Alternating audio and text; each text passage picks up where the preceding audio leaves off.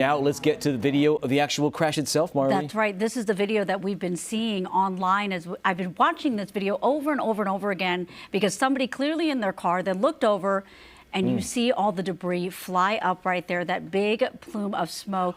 Absolutely terrifying to think that a driver is on Highway 50, again, eastbound, suddenly sees this helicopter coming really concerning and just so close to the traffic there until they look over and you can see the spinning there and all the debris coming up as well. It really is. I mean, let's talk about this for a while because let's let this video breathe. I mean, this helicopter had just taken off from UC Davis Medical Center from the rooftop, and we'll talk to Nick coming up soon, leaning on his pilot expertise to talk more about how fast they were going and things like that. But yeah, Marley, they're in the westbound lane. You see a helicopter, which isn't unusual because a lot of medical helicopters go back and forth. You've got UC Davis Health right there. Right. So. And one thing that struck me as I watched this video earlier before we got permission to use it online and on the air, the pilot did an incredible job of making sure that they were going to land somewhere where there was open space, because you have a lot of homes in that area as well. You do. You have homes in that area, so there were also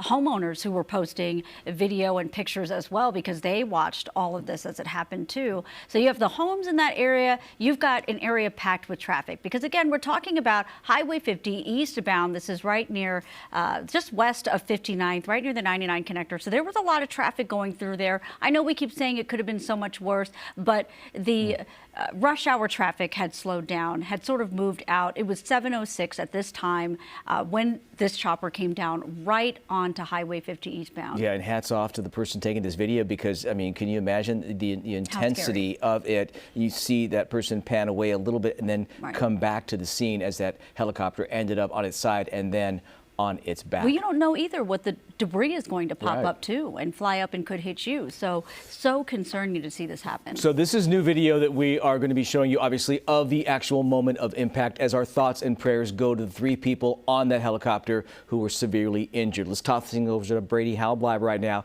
another reporter on the scene for us. Brady, what can you add to this coverage? Because your vantage point right there, you can see that helicopter right behind you. And first on the scene.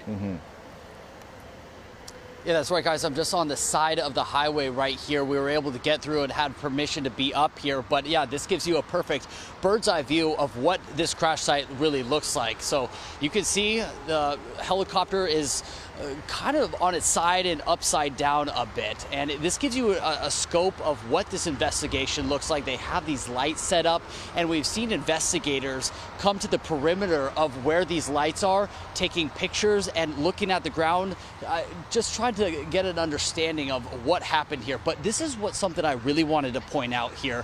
And my photographer, Ken Cavalli, he pointed this out to me. And if you take a look at the helicopter and the tail end of it, you can see some sort of grass or brush on the tail end of it.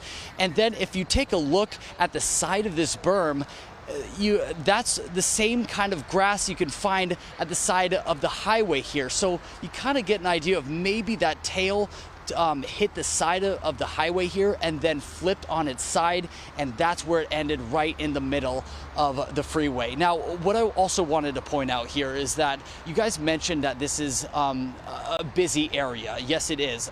Just beyond this, the highway right here, you have a neighborhood. On the other side, you have Highway 50 going westbound and another densely populated neighborhood area. So they were able to kind of make it down here, and my guess, just based on looking at it, is that maybe they were trying to make it in the middle median between these 2 highways so they weren't able or weren't going to hit any cars. That is just my guess.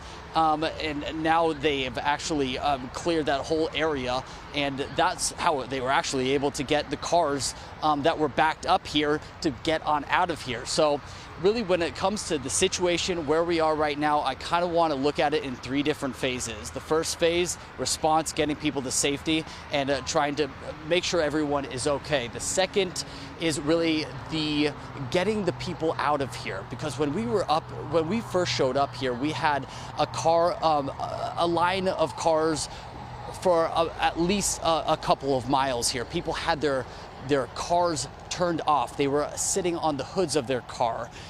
They were taking pictures.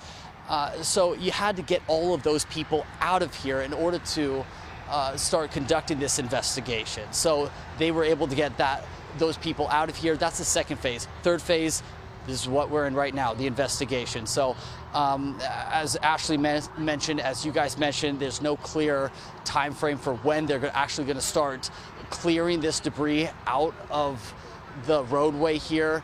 I'm not sure if this is going to be cleared up by tomorrow's rush hour, so or morning commute. So that is something that people are going to be needing to be aware of tomorrow morning as they head to work. So for now, we're going to send it on back to you guys, and feel free to come back to me when you guys are ready.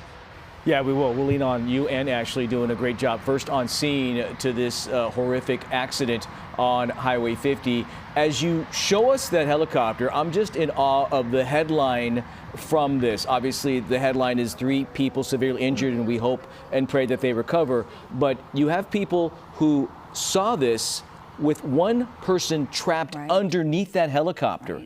And I know that Sacramento Mayor Kevin McCarty chimed in on just how many people, Marley, it took to help. Exactly, because we even heard Brady saying he saw people standing on the side of the road, getting out of their cars, watching as emergency crews came in, and they clearly needed help. If we pull up that statement right now from Mayor McCarty, he sent this one out saying there has been a harrowing helicopter crash on 50 eastbound west of 59th. Thank you to our brave first responders and 15 bystanders who assisted the Sacramento Fire Department until more units arrived on scene, survivors being treated at local hospitals. So that really stood out to us, Tony, when we saw the statement earlier, that he knew at that point that 15 people had stepped in to help emergency crews. When they first got there, they didn't have enough personnel, and there was somebody trapped, and obviously they needed help, and they got it.